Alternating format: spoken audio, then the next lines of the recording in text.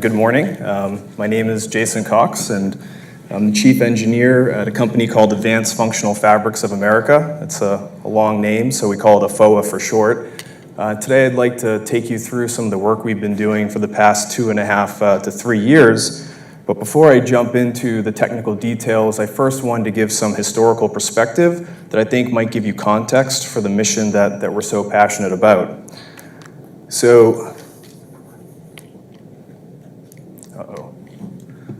we'll go manual here. Okay, so the first story takes place right here in North Carolina. What began as a dream, really a vision of human flight, realized in 1903 by the Wright brothers, would have remained largely a novelty if it weren't for a materials breakthrough that took place 6 years later with the development of a lightweight aluminum alloy known as Duralume. Now, with that new material in hand, it became possible to start building some more advanced prototypes, namely the Junker F-13, really the first all-metal airplane, and that set the stage for the fabrication of ever larger aircraft that has given rise to what I would consider to be a lifestyle change, right? The ubiquity of air travel, okay? And that lifestyle change would not have been possible if it were not for a materials breakthrough that took place years earlier. Now, we see a similar thing play out in the semiconductor industry. We have the observation of the transistor effect by Shockley, Britton, and Bardeen in the 40s. That would have stayed a science experiment if it weren't for a materials processing breakthrough that took place at Bell Labs, among others, with a new process to produce ultra-high purity silicon ingot. Now, with that material in hand, it became possible to make some very interesting technology demonstrations. My favorite being the integrated circuit, 1958 by Kilby. I think you know where the rest of that story goes. We see an immense lifestyle change culminating with the fact that probably everybody in this room has a supercomputer sitting in their pocket. Again, not possible without a processing breakthrough that took place years earlier. And my personal favorite is within communications, so I think everybody here is familiar with Alexander Graham Bell. What you might not know about him, though, is he actually built the first free space optical communication system in 1880. What do I mean when I say free space optical communication? He was actually sending his voice from one place to another using just a light beam, okay? No wires, no radio frequencies, no antennas, literally putting his voice into light and sending it through space. Now, it took about 100 years before that first demonstration became useful, with Corning's discovery of ultra-low loss fiber optic materials back in the 70s, and then that material put into the right ecosystem of other components, namely laser systems, repeaters, and couplers, gives rise to a communication system that's changed the world as we know it by giving us ultra-fast data rates over long distances and fueling the growth of the internet, which has led to a number of lifestyle changes. So I think I might have convinced you that in many cases, lifestyle changes begin with a vision, okay? That vision is fueled by materials or technology breakthrough, put into the right product context, followed by commercialization, you can have a lifestyle change. I've shown you aluminum to air travel, silicon to iPad, fiber optics to the internet, and I hope today I might be able to convince you that we can see the same thing happen in going from fiber devices to fabric systems. Now, what do I mean by advanced fibers and advanced fabrics? What I'm talking about here is for us to start expecting the same level of services and function that we've come to expect from these phones, actually in the clothing that we wear. So I'm talking about textiles that can communicate information, that can store and release energy, that can change color, that can monitor your physiological status. That's sort of the area that AFFOA wants to move into. And it's a core element of our mission, which is up here on the screen, and you can read that, but what it distills down to, really the mission of AFFOA, is to try to bring high-paying textile manufacturing jobs back here to the US. Okay, now there's a few ways one might consider doing that. Okay, we could try to reduce the cost of goods sold. Okay, that's sort of a Band-Aid, right? That buys you time until a lower cost manufacturing base appears somewhere else. So AFFOA is taking a different approach. We're trying to not think about textiles like commodities and transactional goods, but to think of them as things that can provide services. And with services, you get some very interesting business models that come with it. And we've seen that take place in the phone, okay? And so that brings me to the two basic tenets of our institute. Now, if you don't remember anything at all from this talk, I hope you can try to remember these two phrases. The first one is fabrics as a service. So this is where we try to flip that business model up on its head and think of textiles as things that are as sophisticated as the devices that we carry in our pockets and on our wrists. But to do that, to provide services, you need to have functionality, okay? And the second tenet of our institute is a Moore's law for fibers. Now, I think you're all familiar with the Moore's law that took place in semiconductor devices. We believe that that same level of growth and acceleration of innovation is actually possible at the fiber and fabric level as well. Let me give you some preliminary examples. So my CEO is also a professor at MIT, Dr. Yoel Fink, and his research group published a breakthrough paper showing how to integrate semiconductor devices into fibers about 1 year ago. Now, since the publication of that particular article, since then we've been able to incorporate a myriad of other types of devices. We've reduced our fiber size by a factor of 2. We're producing reliable fiber at scale. And now we're actually seeing some of those fibers make their way into interesting technology demonstrations. So you're looking at fabrics that can measure your heart rate, measure your blood oxygenation level. We have fabrics that act like spectrometers, okay? Sophisticated systems that can make measurements on the environment around you. Fabrics that can communicate with other fabrics or with the infrastructure around you. And so this kind of pace of innovation is what we mean by a Moore's law for fibers. And we've seen this play out in terms of our progress through our roadmap. So this was the original technology we put on our roadmap 3 years ago. And like any company, you try to look into a crystal ball and define what's going to be coming online in the future. And so we had some ideas about what might be going on 2020 and beyond. Now, anywhere here you see a green check mark, these are capabilities that have been realized today. Okay, and you'll notice on the far right side of this, there's check marks over in that 2020 and beyond area. This is really what I mean by a Moore's law for fibers, the fact that we're able to realize these things we thought were so far away in a very short period of time. And this would not have been possible if it wasn't for the membership that we have within the Institute, which I'll talk about later.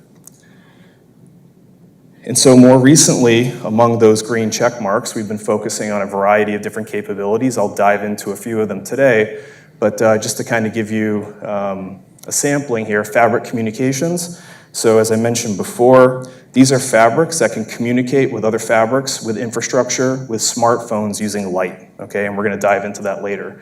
We've got other systems for high visibility to provide safety for runners and for safety workers.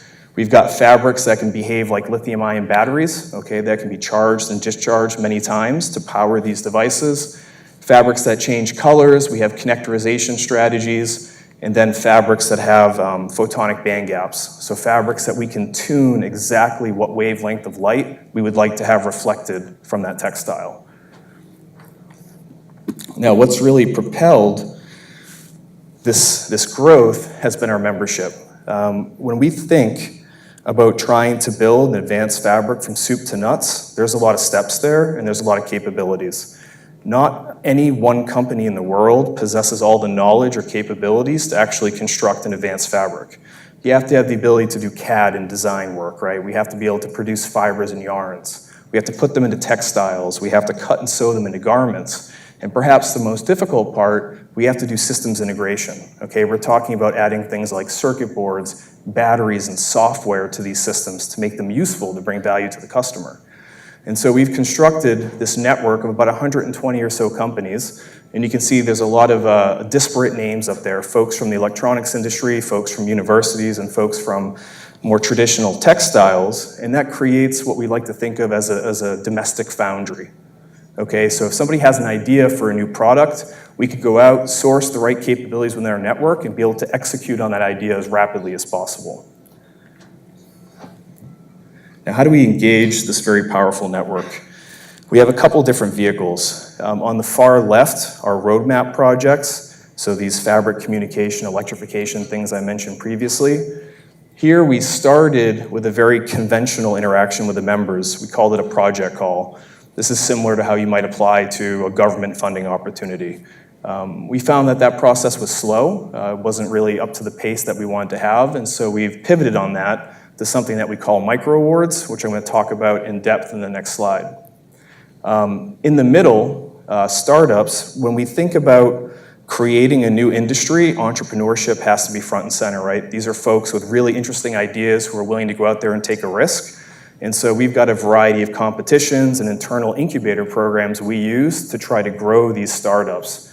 Now, I think the biggest value add to an entrepreneur in this network is the simple fact that they have access to this domestic foundry. So if you consider that most startups will spend about $1 million in capital in their first year just trying to source equipment and lab space, they can start from day one interacting with all the capabilities I defined earlier within our network. So it gives them a real opportunity to accelerate the testing of their ideas.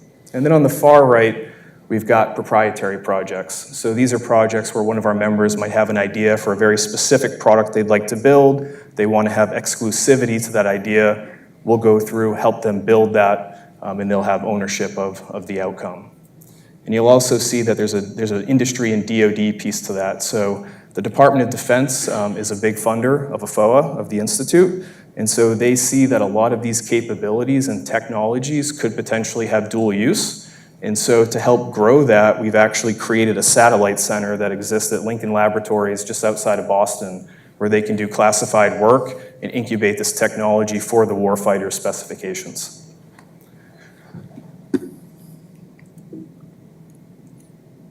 Okay, so what are these micro award programs? So we're trying to build a new industry, and there's no one place or no one entity that knows everything there is to know about advanced fabrics. So how do you fill that gap? Well, the way you do it, you have to learn really, really quickly. And so the way we like to do that is with a micro awards program.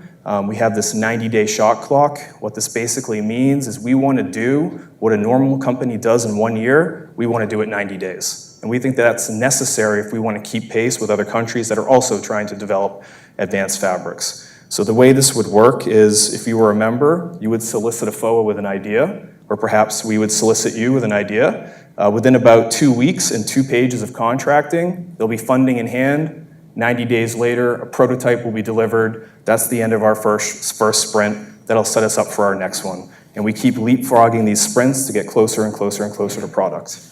To give you an idea of how this has streamlined our contracting process, we've gone from a condition where it used to take us 1 year with traditional project calls. Now we're averaging 2 to 4 weeks from solicitation to funding in hand and execution. So it's been a very powerful vehicle for us. And to give you an idea of the impact it's had on our roadmap, all these capabilities and prototypes that you see here were delivered in the last 6 months to 1 year using this micro awards program. It's a real force multiplier for innovation. Okay, that's all the administrative stuff I have to do at the beginning. Now comes the part that's near and dear to my heart, which is really the technical piece. I talked about fabrics as a service and fiber devices, but what's really the value proposition? And in my mind, it's all about adding capabilities to existing weight. What do I mean by that? Let's look at the warfighter in World War II to now. There's no doubt that the warfighter is far more lethal and has higher survivability rates today than they did in World War II, but it came at a cost. And that cost was about a 2x increase in weight, okay? Now, if we compare that to what we've seen in the smartphone industry, we go back to the Dynatak in 1983, and you compare that to the phones you have in your pocket, I guarantee any performance metric that you would use to compare before and today, it's probably an order of magnitude difference, right? And that was done with a 6-fold reduction in weight, okay? So it's all about trying to put as much function, as much capability as you can into the smallest form factor possible. Now we think about textiles. I've got 2 square meters of fabric on my body. Most of you do here too.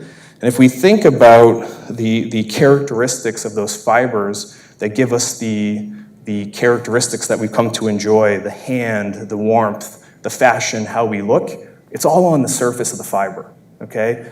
The middle of the fiber is not doing anything. It's taking up space. And so what we try to do at AFFOA is take that center of the fiber, hollow it out, and put functionality inside of it, okay? Now, how do we do that?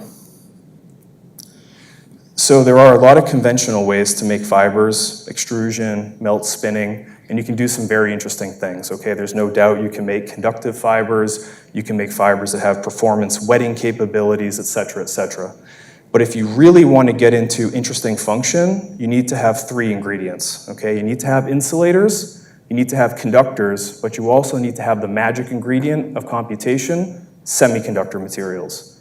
You take these 3 ingredients, put them into very specific geometries, and now you're creating devices, okay? So the way that we do this at AFFOA is we create a macroscopic object. It's called a preform. It's represented here by this rod-shaped thing. To give you an idea, it could be about 1 foot long, 1 inch diameter material. We can build that using traditional CNC machining applications, milling, lathing, etc. We combine that into one entity called the preform, and then we heat it up in the furnace, and we draw it. And when we draw it, it shrinks it down. Now, when I say shrink it down, I mean it shrinks it down with perfect fidelity. This is an SCM cross-sectional image of a fiber. You'll note the scale bar here is about 200 microns, okay? Those features were by design. And if I were to show you an image of the preform before we drew it, you wouldn't be able to tell the difference between the fiber cross-section and the preform cross-section other than the fact that the scale bar has changed drastically. That's incredibly powerful. I can build macroscopic objects and shrink them down and maintain those structures and those material relationships. And what that gives you access to is fibers that themselves are actually devices. So this fiber that you see here, if we shine light on this fiber, it produces a photocurrent. That means that fiber is a photodetector. If I can detect light, that means I can send information to things using light. I have a communication system, or at least I have the beginnings of a communication system. Now, you can do a lot with this approach, taking semiconductors, insulators, and conductors and combining them into specific geometries and drawing it down, but for about the last, let's say, 50 to 60 years, there's been a Moore's law in semiconductors. So now there's a whole catalog of devices that are out there, ultra small, low cost, with really interesting capabilities, accelerometers, sensors, IMUs, etc. The question that Dr. Fink's research group asked was, could we not just integrate these chips directly into a preform and then somehow connect them with wires during the draw process? That was the question, and that was the crux of that Nature paper I mentioned earlier. And so the answer is yes, you can do that. And the way it works, we start with these thermoplastic bars here. You'll notice the top and bottom bars have slots that are milled into them. These are small channels, so we can bring in wires. Obviously, if we want to connect to a chip, you need to complete the circuit with wires. And then we've got these small blue little squares here that represent chips, and these sit inside little pockets. Now, to give you an idea of the size we're talking about here, this is a schematic of an LED chip. It's 170 microns by 170 microns by 50 microns thick. These things are incredibly small. We place these chips inside the center of the preform. We bring these 4 layers together, okay, and we put it into what's called a hot press. That's a really fancy term for a panini maker, right? We have a thermoplastic material. If we apply heat and pressure to it, it's going to melt and consolidate into a single entity. Now we've got our preform. Now I know some of you are probably wondering, okay, that's great, you're going to melt the plastic, but how are you going to melt these metal wires in the draw? Well, actually, we don't. If you look here, we actually unspool these conductors during the draw, so the wires are just going along for the ride. But as that preform shrinks down smaller and smaller and smaller into a fiber, the wires are getting closer and closer together too. And at some point, they're actually going to make contact with the chip, and voila, you've completed a circuit, okay? And now you've got a device that's functioning inside the fiber. To give you an example of just how tight these tolerances need to be, that chip is 50 microns wide. That means my wires have to be 50 microns apart. If they're 60 microns apart, I won't contact my chip. If I get too close, I'm going to create a short circuit. But the draw process allows us to keep these tolerances of tens of microns over length scales of kilometers. There is no other process in the world that can do that. here's a cross-sectional image of just how close those wires are to each other. And for scale, our wires have about a 40 micron diameter. And we're holding this the entire draw process. And so here we're making LED fibers. Okay, we've got green, we've got red, we can do UV, near infrared, et cetera, and that's all very interesting.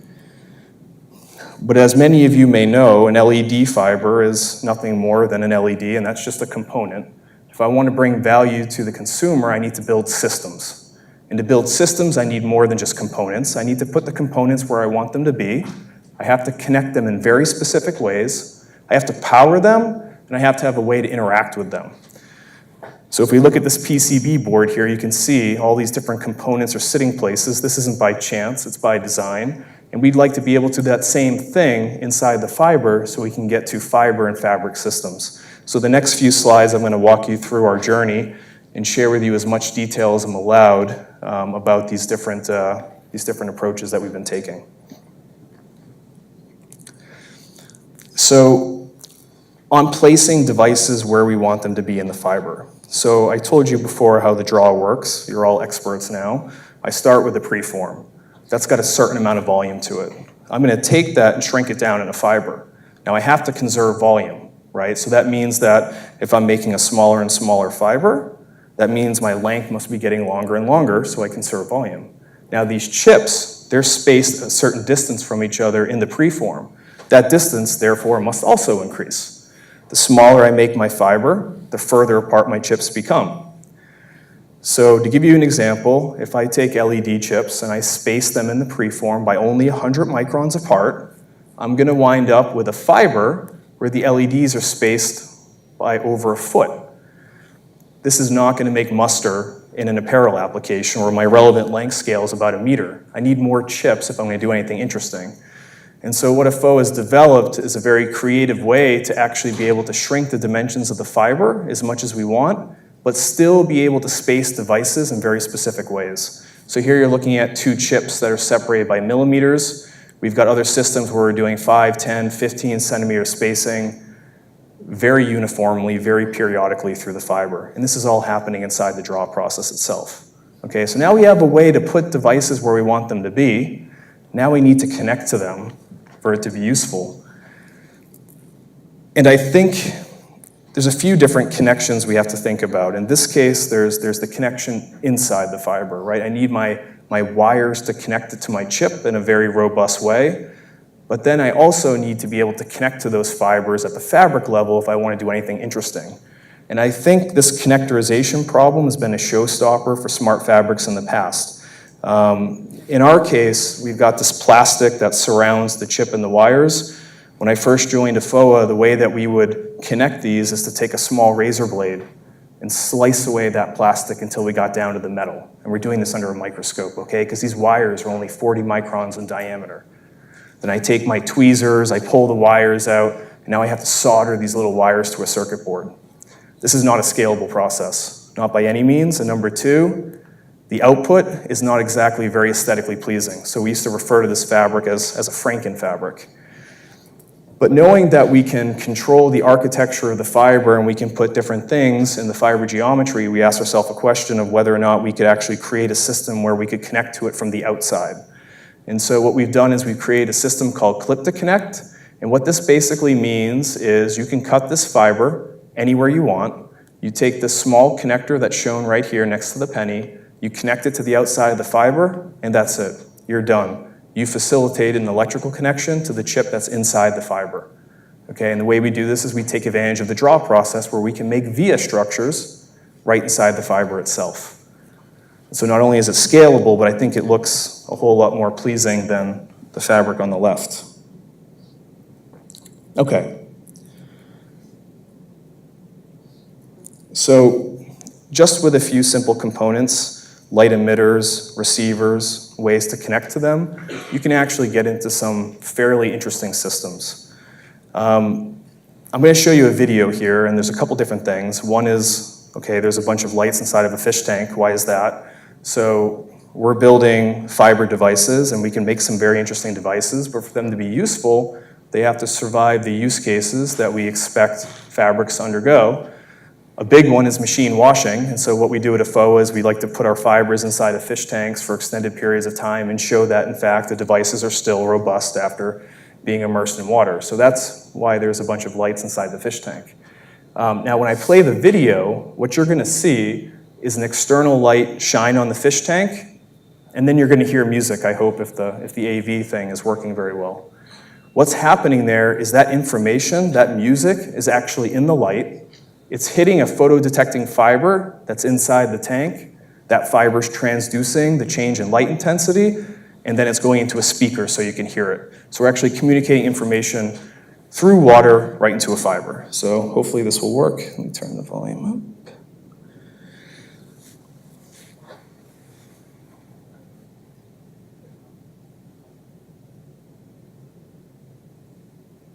Okay, so the light's coming in.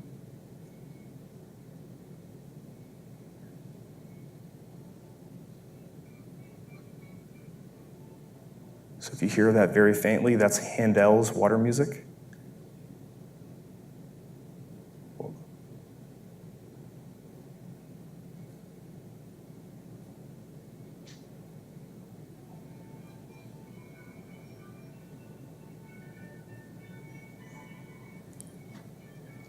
That music is in the light, okay?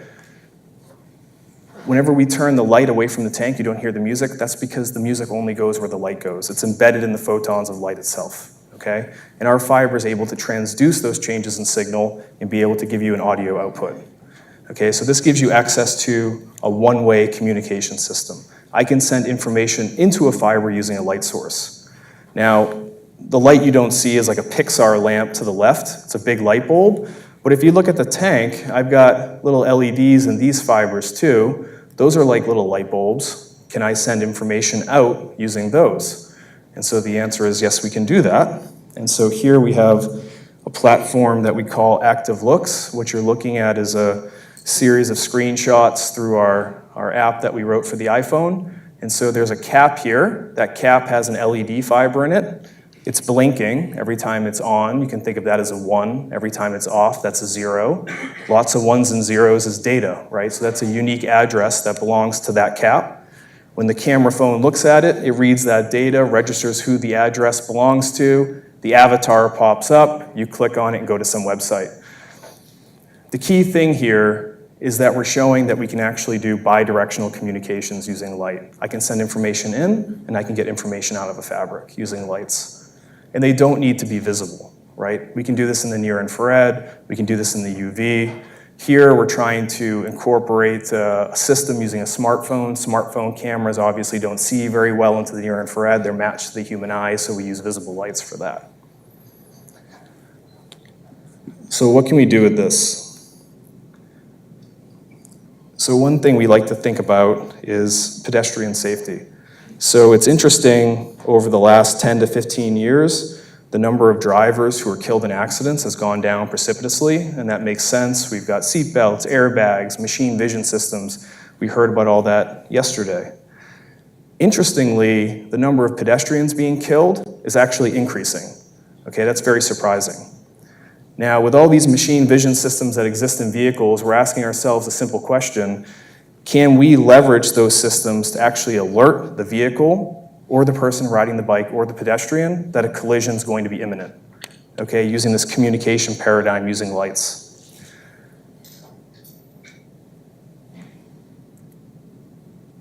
Some other interesting opportunities that we've been looking at, and one that's sort of near and dear to my heart, is this indoor navigation idea.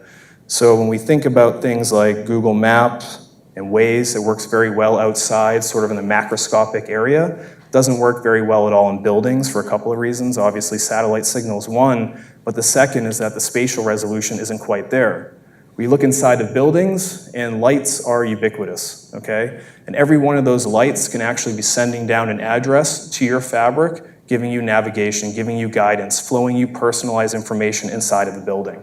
And what you're doing here is you're taking advantage of the fact that you've got 2 square meters of optical antenna on your body at all times that can receive these signals. Okay, so that's one area.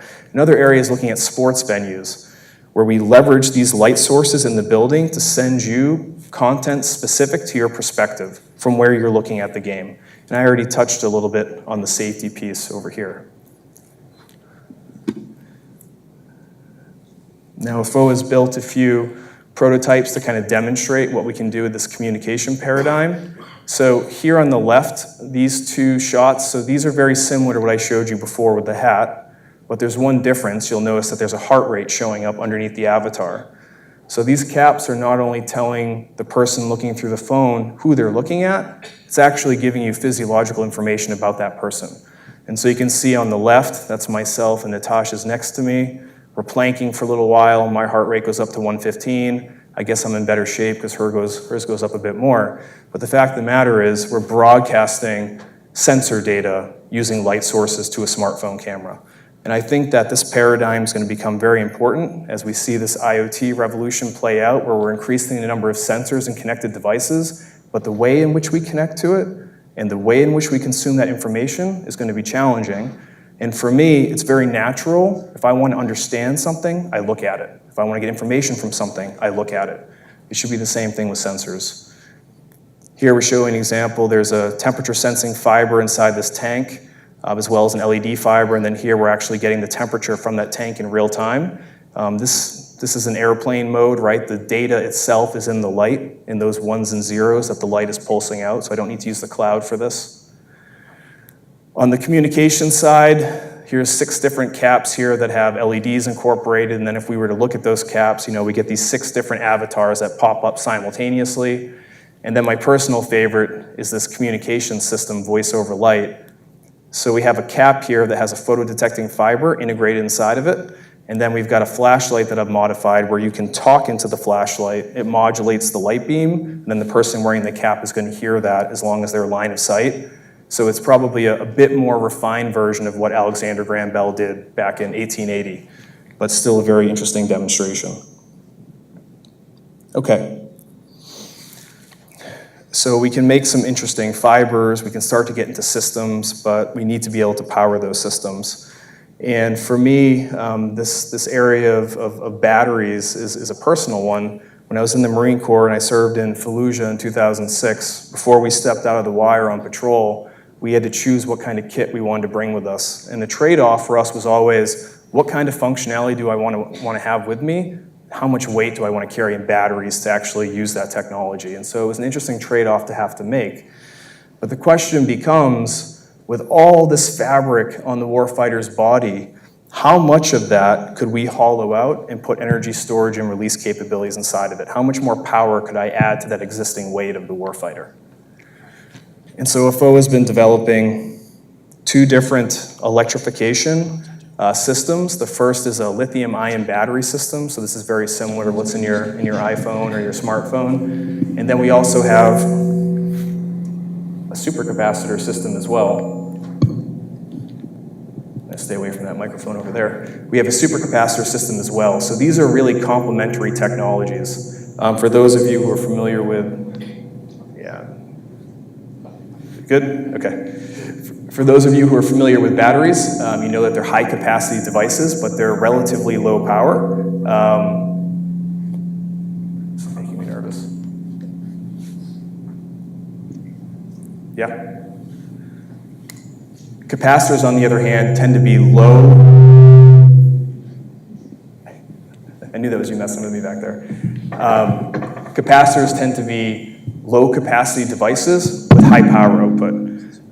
So most consumer devices actually have elements of both battery and capacitor systems. And so AFFOA recognizes that, so we've been developing fibers that can meet both of these needs. So here I'm showing you kind of a cartoon image of what a lithium-ion battery preform might look like, and you can see how complicated the structure is. We've got some cladding, some plastic on the outside. We have to have current collectors, we have to have active electrodes, and we have to have an electrolyte system. We pack all these together into a preform, and we shrink it down into a fiber, okay, that looks like this with the cross-section, and those fibers can actually be used to power some relatively interesting digital electronics.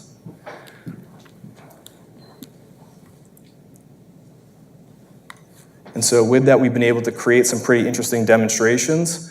And I hope that if any of you are ever in the Cambridge, Boston area, you can reach out to me or anyone at AFFOA. We'd love to have you come and visit, and you can see some of these demos actually in real life. But we've created a self-powered fabric here. So this fabric has LED fiber integrated. All these little green dots are LEDs. It's probably about a dozen or more of them. And then those fibers, those LED fibers, are actually being powered solely by supercapacitor fibers that are also woven into that structure. So there's no batteries here. The fabric itself is the power source.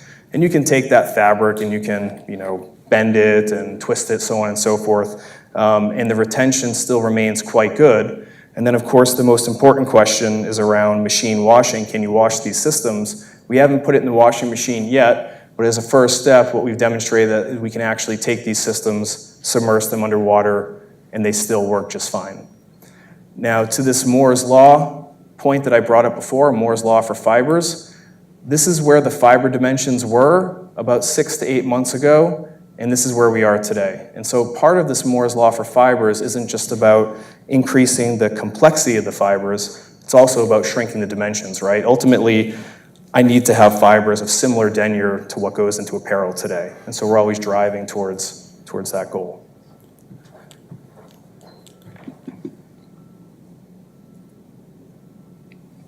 So this will give you some context in terms of how much fiber will give you what kind of power. So if we consider that the average t-shirt has roughly about 10 kilometers of fiber inside of it, if we were to replace all that conventional fiber with this battery fiber, we'd have a capacity on par with an iPhone 8's battery. Now, I don't think anyone's going to want to wear a t-shirt made out of thermoplastic monofilament, and so a better question to ask is, what kind of interesting things can you power with the minimum amount of battery fiber? So if I zoom in this area and I say, what can I power with 10 meters of fiber? You get yourself into a pretty interesting space. This IoT revolution that's kicking off, the name of the game is low power, right? I want to be able to have a sensor that runs for 10 years on a coin cell battery. Those type of advances work out really well for supercapacitor systems because using 10 meters of a supercapacitor, I can power simple microcontroller units, heart rate monitors, accelerometers, IMUs, all the sorts of wearable devices that people are putting into watches and other gizmos today. And so I think this is going to be a very fruitful area to start integrating these types of devices into fibers that can be powered themselves by other fibers.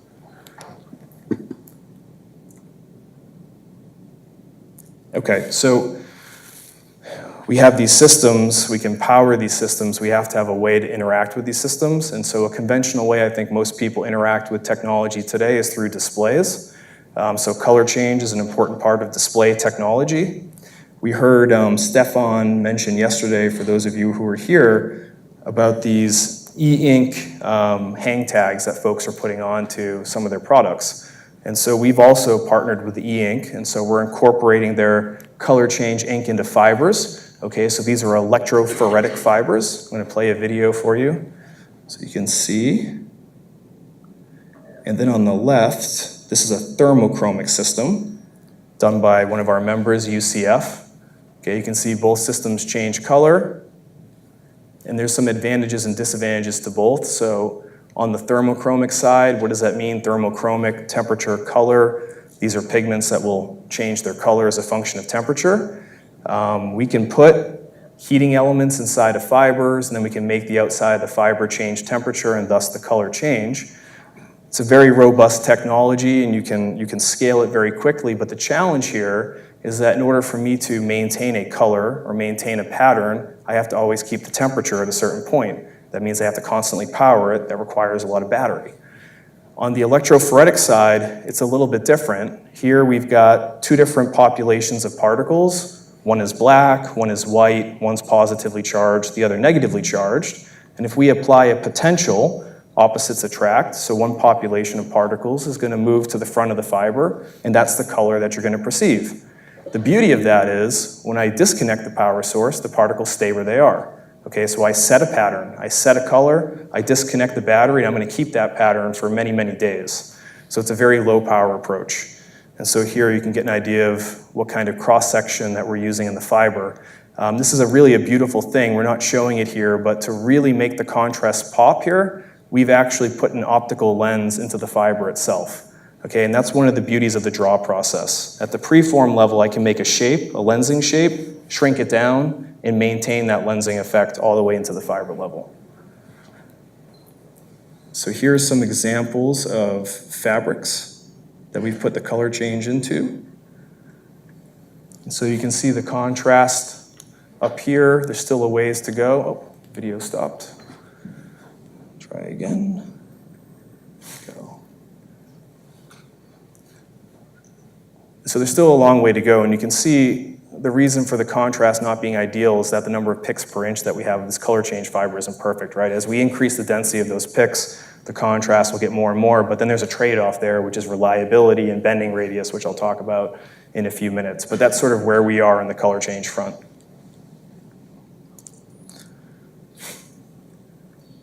Okay, so we've got these systems, we can power them, we have the beginnings of display technology, problem solved, end of the story, I can end the presentation. Not really, because there's this whole other thing when you're trying to build a new industry, which comes to use cases, how people are going to use these things, and making sure that your systems are reliable under those use cases. And we've had tremendous lessons learned in this space. Numerous failures we've dealt with, numerous generations of fibers to try to get it right. And so what we do now at AFFOA is we try to learn as quickly as we can, and so we try to create test beds where we can mimic the types of failures we would expect to get from the use case out in the field, so we can rapidly identify those failure modes.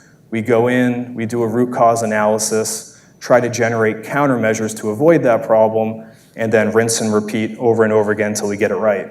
So to give you an example, very early on, and there's probably some people here in the audience that worked with our original LED fiber, the connection between the wires and the chips and the fiber was only mechanical in nature, okay? So if you were to bend these fibers too much or push too hard on the junction, you lose your connection to the chip. It's not surprising, because in the semiconductor industry, they have this special material they use called solder to make sure that their components stay where they're supposed to be and that the connection is reliable. And so after a number of these cycles, we identified that as a root cause.